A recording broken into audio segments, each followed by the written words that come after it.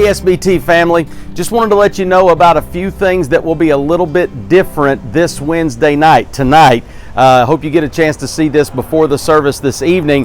I'm standing in the Harper Street parking lot, and typically on Wednesday nights we do not use this parking lot. I want to make sure that everybody's clear about what's happening here tonight. This parking lot is going to be open only for those who have teens who will be going to teen meeting tonight, because we're restarting teen meeting tonight. We announced that on Sunday. So if you don't have a teen in the teen meeting tonight, we need you to still park on the Alice Drive side and use the Alice Drive entrance to the auditorium there.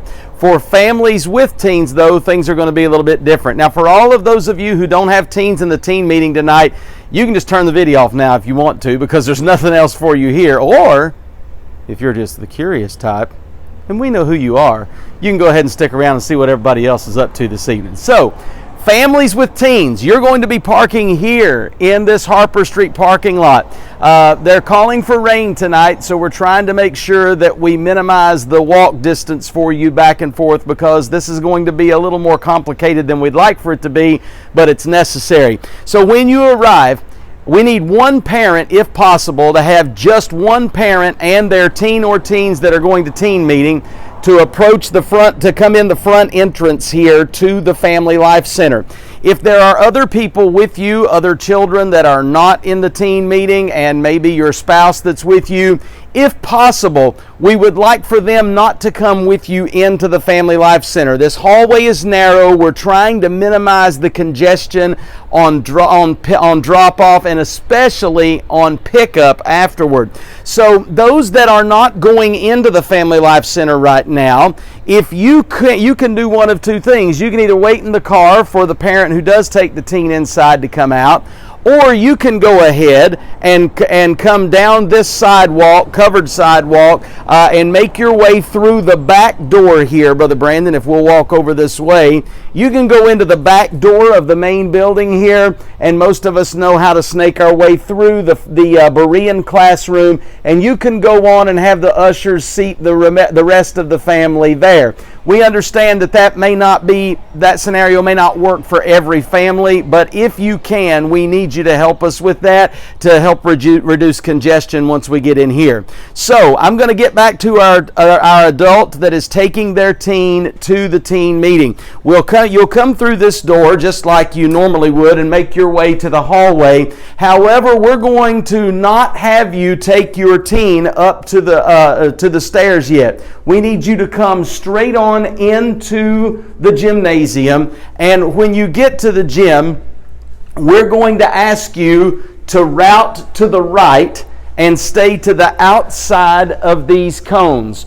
The reason there are so many is on pickup, all the families are going to be coming over here at once. And so we need a chance to be able to distance everyone. The cones are 6 feet apart. You can see they're in sort of a horseshoe, an elongated horseshoe pattern.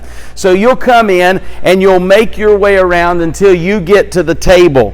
When you get to the table here, as we said in the email last night, a couple of things will happen. First, they will check the temperature of your teen using a no-touch infrared forehead scanning thermometer. That's the word I'm looking for. And then they will also check to see if you have got a signed waiver with you. We sent that in the attachment to the email Brother Brandon sent out last night. If you've already filled that out, signed that, you can drop that off. If you have not, we will have blank copies here. You'll need to sign that before your teen goes upstairs. And then they will, once that's all cared for, you'll come back through this doorway, and your teen will take a right and go up the stairway here, and then you will be able to go on out the door, turn to the right, make your way back through the Berean classroom to the auditorium. Okay, we're back in the gym now to talk about pickup. At the end of the service, I am going to ask all families who have a teen in the teen meeting to raise their hand, and the ushers will come and dismiss you, family at a time, to make your way over. I would ask, please, on your way over, maintain your distancing all the way to the building and inside the building. Once you get here, we're going to make our way around the horseshoe once again. when you get to the table here, someone with a radio is going to radio upstairs to Brother Brandon and the teens in the teen meeting and say, these are the teens that we need to come downstairs for pickup. Once they've done that, they're going to let you go over here and wait for your teen to come down.